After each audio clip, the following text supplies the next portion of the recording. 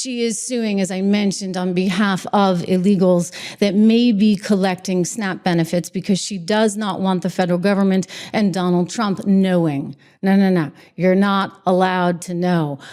It's all happening, of course, as she ignored those sanction concerns. I mean, it's unbelievable. You know, they had sanctions against Iran, but apparently, you know, it doesn't matter to Letitia James. So Iran and China can do whatever they want. Well, apparently, illegals can collect SNAP benefits and there's no accountability. If anything, the accountability is the other way, right? Letitia is out saying, we demand that they stop asking for any kind of identification on the people that are getting the SNAP benefits. Here she is speaking on the issue.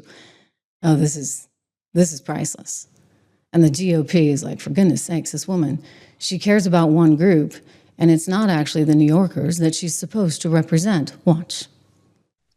Today, Attorney General Bonta, Attorney General Dana Nessel, and I are co-leading a coalition of our fellow Democratic attorneys general in suing this administration to protect SNAP and the sensitive personal information of all of its recipients. The federal government's demand that states turn over SNAP recipients' data is flat out illegal. In fact, our laws prohibit us from disclosing this SNAP data unless it is strictly necessary for administering the program. And in this case, it is not. This latest action from this administration is nothing more than an attempt to sow fear and to cause chaos amongst vulnerable populations.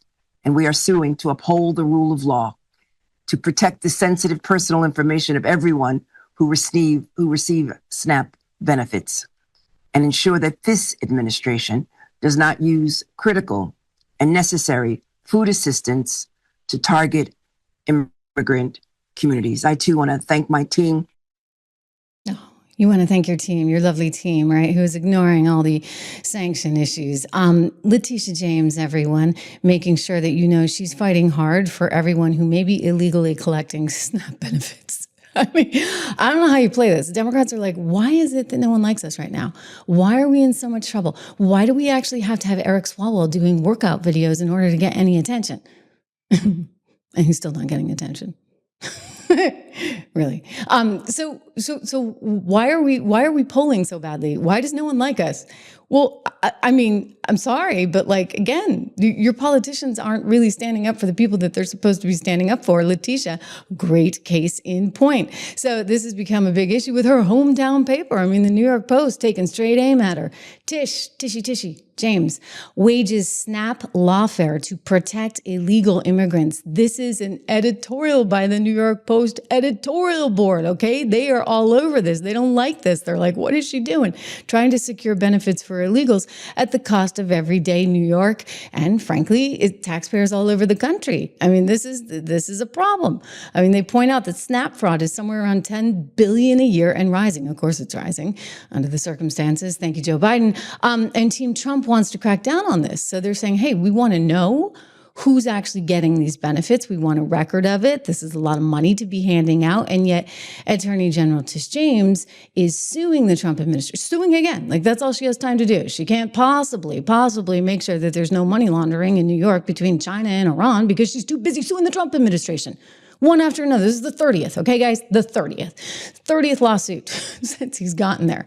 She's aiming for 100 this year, I'm pretty sure. Anyway, so she keeps losing, not to mention, she keeps losing. So here's another one. She's wasting New York taxpayer dollars. She's leading this lawsuit. And it is to do what? It is to make sure that the Trump administration cannot get the names or information on anybody who is here illegally and collecting SNAP benefits. Because the idea is, you know, you really shouldn't be getting benefits if you're there illegally. And they're trying to cut down on the waste. And they're trying to cut down about, you know, people coming over the border illegally. They're cracking down on that. And this is their prerogative, right? Because it's the federal government. And Tishy baby, no, doesn't want to have anything to do with it. So here's the New York Post. Again, hometown paper there for Tishy, writing anyone illegally collecting SNAP is stealing. States should be lining up to help the feds. You better believe it, where appropriate. because you don't want people illegally collecting the benefits. They need to be deporting these crooks, they write. But James, who only wants to resist and counter Trump at every turn, right? They write, eager to counter everything Trump insists the Fed's request for SNAP data is simply more the president's cruel and chaotic immigration agenda, and absolutely unacceptable, right? Which they say is a favorite Tishism. They write, surely the truly chaotic policy was waving in millions of unvetted migrants while springing violent criminal asylum seekers from jail. And, well, the rest is history, right? We've had quite a horrific time, especially in New York, with the violence that has come from some of these people. So I would just say this. When you look at ISIS data and they show you that there are nearly 700,000 people in the country that they know have committed a crime, and there's no way to actually find them, don't you think that maybe some of those people might be actually trying to illegally collect SNAP benefits? And might it not make a little bit of sense to dot the I's and cross the T's and cross-reference things? And shouldn't that be the government's prerogative? I mean, if this is taxpayer money after all, not according to Tish. No. Because she's just going to resist. This is all she's about, as we know. Right? I won't bore you with the too male, too pale, too stale thing, but this is her the other day, clearly panicking because she realizes the walls are closing in. She's got the mortgage fraud allegations piling up. That's a biggie. And those are fresh. Like there's no, that's a fresh one. And she can say whatever she wants, but I'm sorry, she's a lawyer. She should have known better, not to mention the thing from 1989 where she's telling everyone she's somehow, on documentation, her dad's wife. I'm sorry, that's like getting into Ilhan Omar territory, right? Here she is. And you want me to sit in my seat and stand idly by and allow this craziness to happen?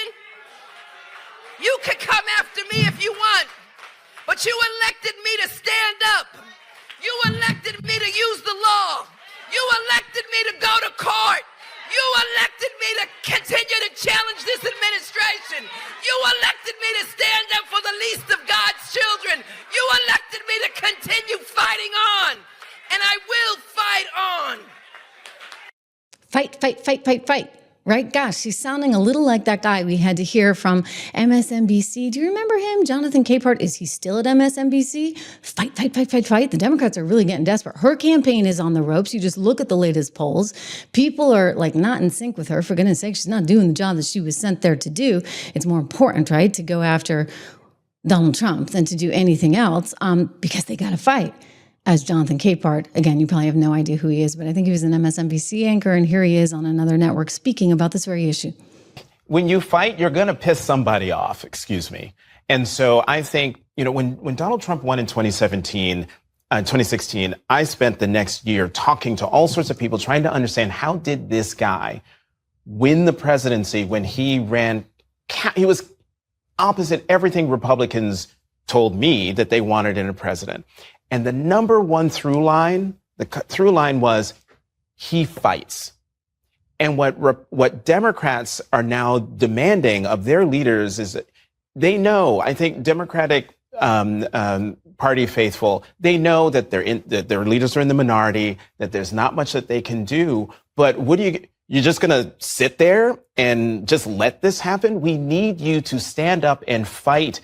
Give voice to the fear and the anger and the frustration that's out there in the country. So you understand, that's exactly the kind of tonality and the tenor of the sort of vibrato, should I say, of the yelling that we heard from Letitia James. In fact, I do think one of her points was, I will fight. I was elected to fight. So she's embracing that kind of rhetoric, all while, ignoring the people that are there in the state, in the country. And this is why, when I tell you that the Democrats are struggling, and you look at the poll numbers and poor, Reverend Al Sharpton, who just can't get over these new numbers from the Wall Street Journal, trying to figure out, what's wrong. It's not because, they're not quote unquote fighting. It's actually because they're fighting, because they're just standing in the way saying everything that Donald Trump does is wrong. even though you look at an economy that's growing right now, 3% GDP growth, not bad. I mean, hey, I'd like more, you'd like more, Trump would like more, but not bad. I mean, the internals of the economy are looking really good. Inflation seems to be coming down. So all of this is a positive sign.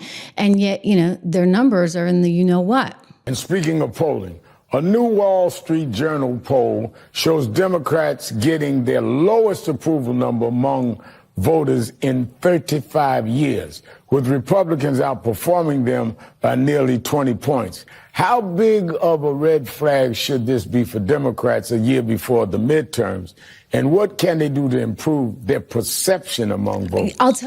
I'll tell you what, it's not turning to communism, right? As AOC is trying to encourage everybody to do. And if you listen to that entire soundbite, his guests were like, oh, well, we just need to embrace Mom Dammy or whatever his name is, right? Who, by the way, you look at the latest poll numbers, he's in the lead, 55%. Even if Cuomo and the New York City Mayor Eric Adams were to team up, he's still leading. So there's a real shot that guy wins the thing. So then you're going to have a communist running New York. I mean, it was bad enough when you had Comrade de Blasio, and then you're going to get this guy in there who clearly has his issues, and yet AOC loves him all day long, right?